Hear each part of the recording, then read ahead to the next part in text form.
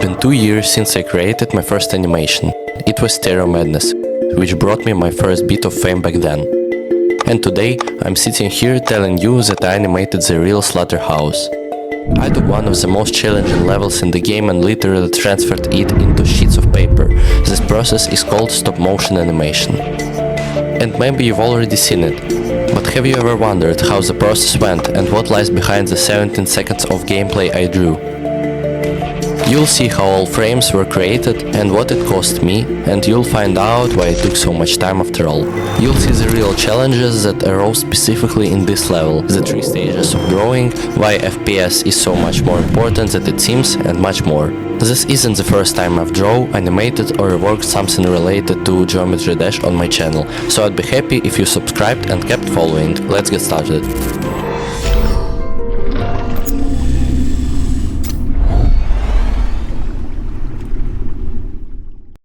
So, the base consists of paper. If you haven't watched the video about Stereo Madness, I recommend checking it out. Even though it's still pretty rough, you can see in detail how I quickly prepared a large number of paper. This animation will be half the size of Stereo Madness, since Slaughterhouse has fewer frames, and I also plan to animate only the level drop, since it's the most striking. Oh, this is going to be fun. I'll be transferring the gameplay outline from the screen to the sheet of paper using my own method from the last video.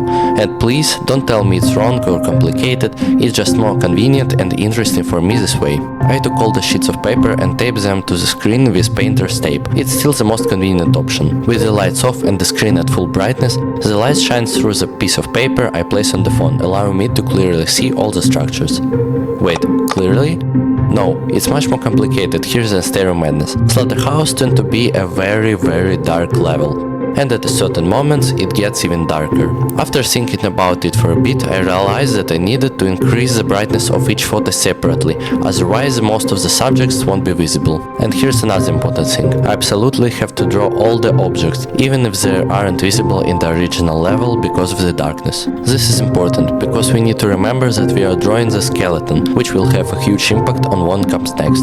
In other words, you can see some objects in my animations that aren't visible in the original. I won't be showing the entire process of drawing in the dark, since it isn't particularly significant, but I do want to note that I spent at least 10 minutes on each frame, right up to the in-between drawings.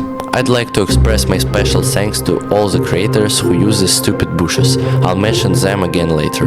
But of course, you're really waiting for me to mention the rivers part, and that's a real problem. The part where there is no easy frames and which took me about 15 minutes per frame, but there are no bushes here, so it's perfect balance of difficulty. By the way, in this part the difficulty was actually the opposite.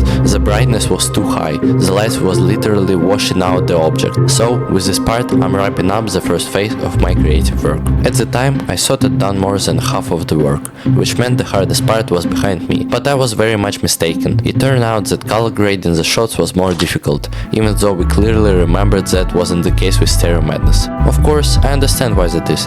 The first frames you're seeing right now aren't even the final version, they are just rough draft. My plan was to trace the outlines of the structures with a marker or black pen and use them to fill in any obviously black objects, while using a pencil to fill in all the structures and the background. I had 2 types of pencils in total, HB and 4.8B, depending on my mood. As for markers, I had this medium one, this thin with a medium tip, and this huge one. You'll see what it's for later. I haven't even considered adding colors at that point, but then the worst part began. Bushes. It's just awful. The process of drawing these stupid bushes was divided into 4 stages.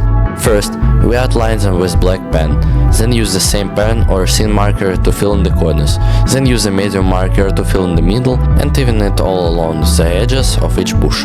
And finally, we take a large marker and fill in everything else like this. Since this is such a dreadful object, it was literally everywhere in the level except for river section. These bushes took me most of the time, but on the other hand I just imagined how they would look when animated. Now let's talk about FPS. So, to explain, while Stereo Madness ran at 20 frames per second, with Slaughterhouse I actually had to increase it to 30 frames. That means it will be smoother and take more time because of the volume. But why go to the trouble for such a complex level? That's the problem, you see. see. If, for example, I were animating Heliopolis, I could at least manage 15 frames per second. It all comes down to the level speed. Slaughterhouse is very fast, and literally every frame matters. If we did 20 frames per second, the icon would just teleport between structures, and nothing would work at all. It's also important to understand that Slaughterhouse has fewer frames. By the way, while you are looking at the frame sketches, I want to tell you that I'm preparing a major Geometry Dash project in the form of a show that will last 6 months and in which you and many YouTubers will be able to participate,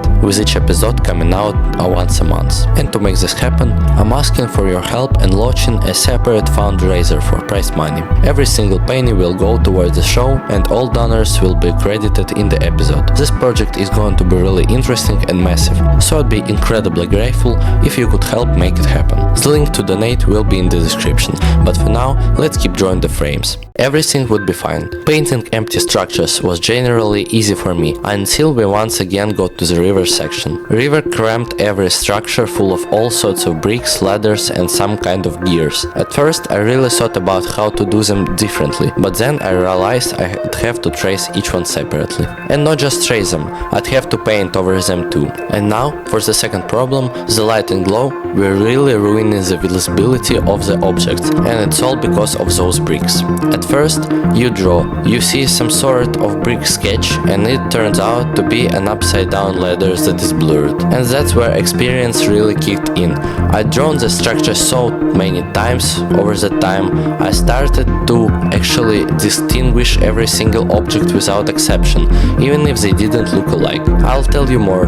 For the parts where the level darkens in the edges, I just filled in the details with memory, even if I couldn't see them directly on the phone. I memorized everything and where it was, without any trouble, and relied on my intuition, which never let me down. That's why you can still see the structures at the edge of the frames. I tried to add a lot of other elements too, all kinds of lighting effects. You've probably noticed that I included red in my color palette. My goodness, it wasn't a mistake how awful everything looked without that color. Yes, it was more difficult, but it looked so much better. But I got really tired because of the repetitive and monotonous work. You burn out very quickly. Towards the end, I was so eager to finish everything that I started, spending at least 2 hours a day after school, and set a minimum goal of 10 frames, then went to bed. And to make matters worse, it just kept getting more and more complicated. For some frames, just the color alone took 20-25 minutes. And if you look closely, the higher the level, the better the quality looks, since I was really getting the hang of it. But eventually, even this animation had to end,